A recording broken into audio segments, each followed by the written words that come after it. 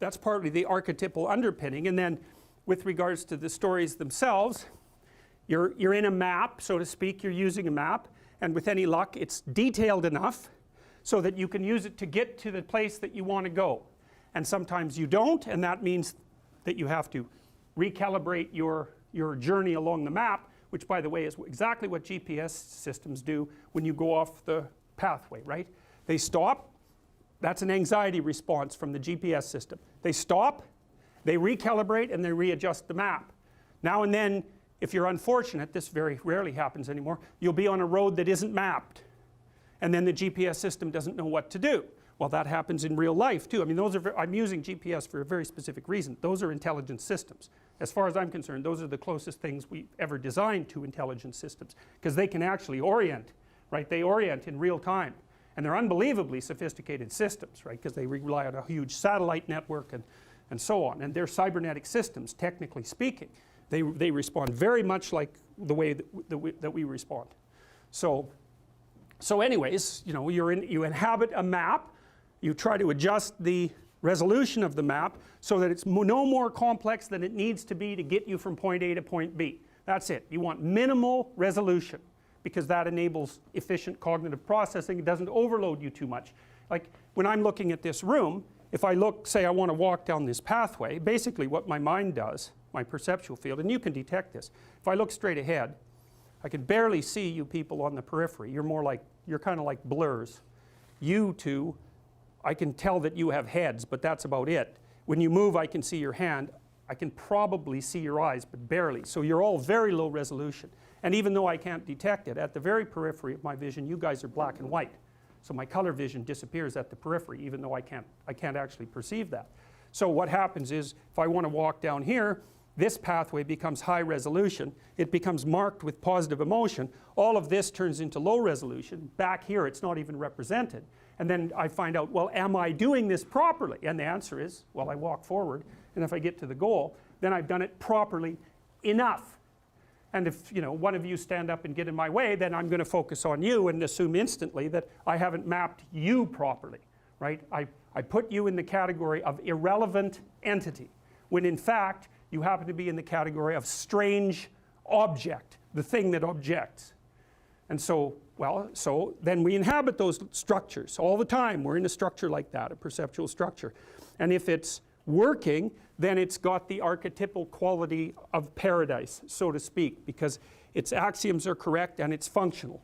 And then now and then something comes along, and that's what the snake is, the eternal snake in the garden, that pops up inside a structure, and it turns out that the things that you weren't attending to are the most important things rather than the least important things.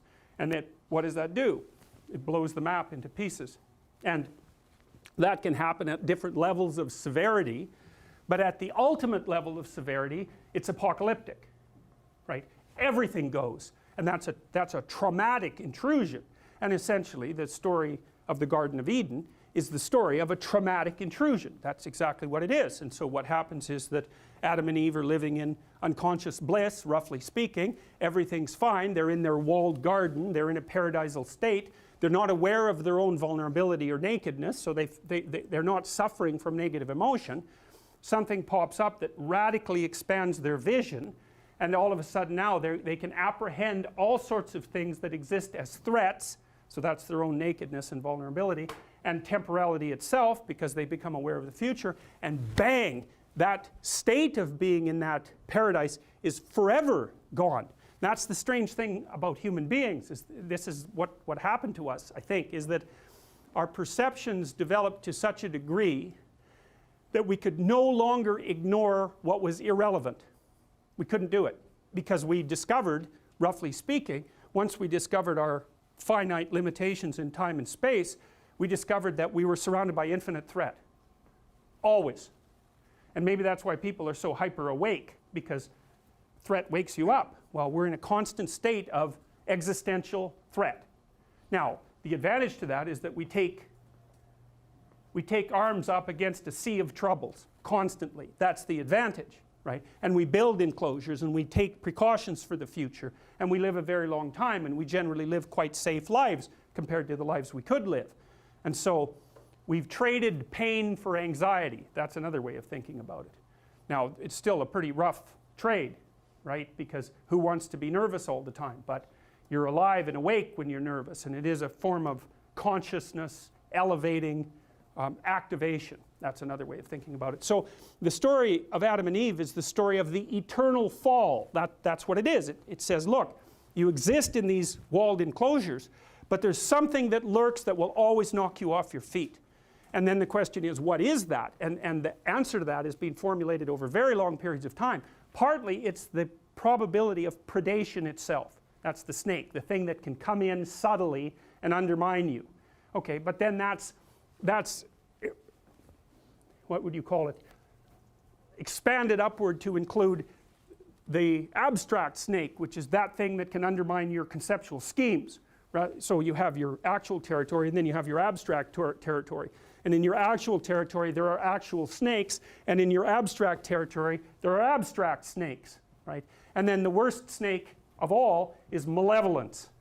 And I think that's technically correct, because one of the things that you view, for example, when you're looking at post-traumatic stress disorder, is that it's almost always the case that someone who suffers from post-traumatic stress disorder, which you might think of as a real life reincarnation of the fall, is that people encounter something malevolent and it breaks them, because it's the worst thing to understand.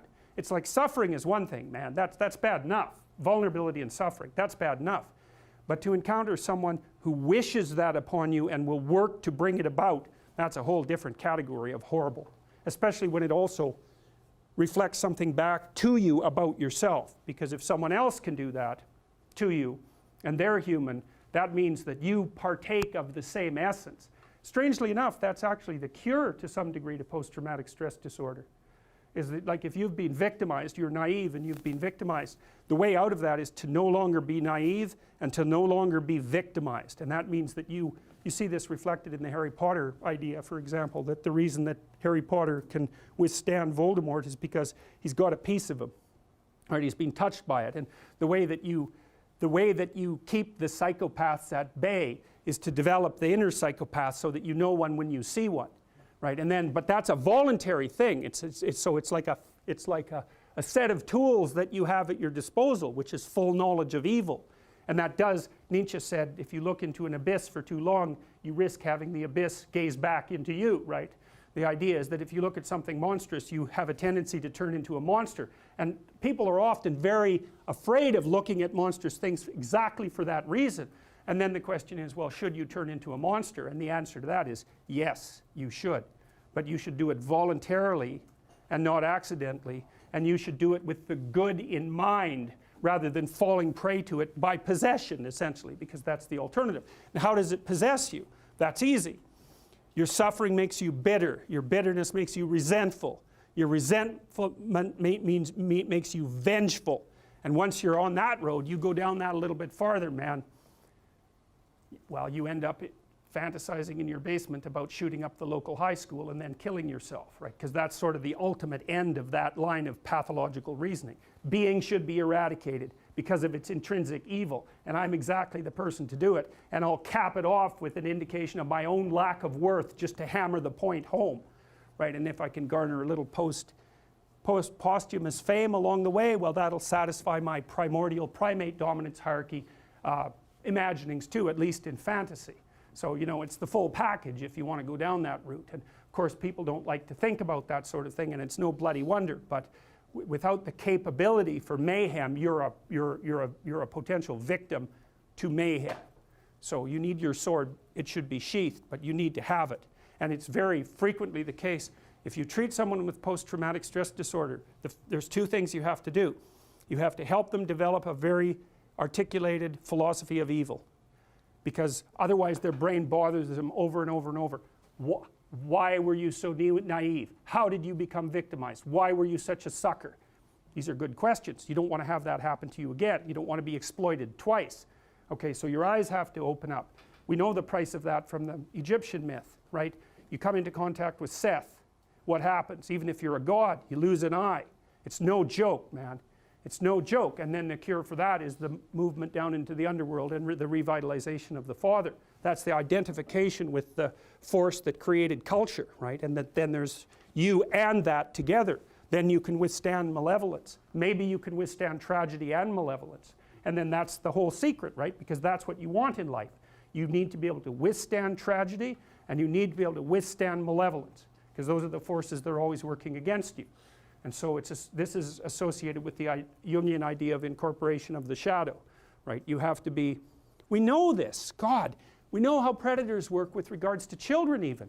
If you're a pedophilic predator and you're looking at a landscape of children, the child that you're going to go after is the one that's timid and won't fight back. You pick your victim. And predatory people in general are exactly like that, man.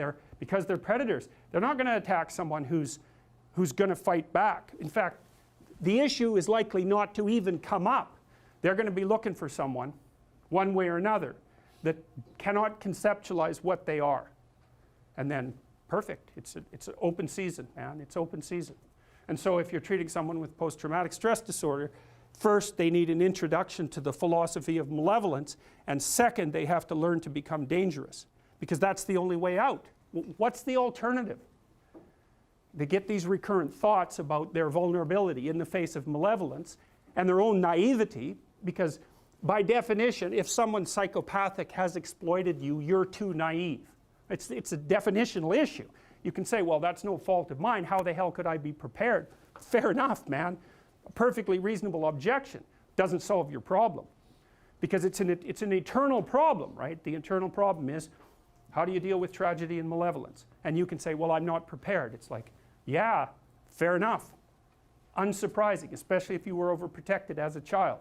It's not a good idea to overprotect your kids, because the snakes are going to come into the garden no matter what you do. And so then you, instead of trying to keep the damn snakes away, what you do is you arm your child with something that can help them chop them into pieces and make the world out of them. So that the trick for human thriving in the face of suffering and malevolence is strength, not protection. It's a completely different idea.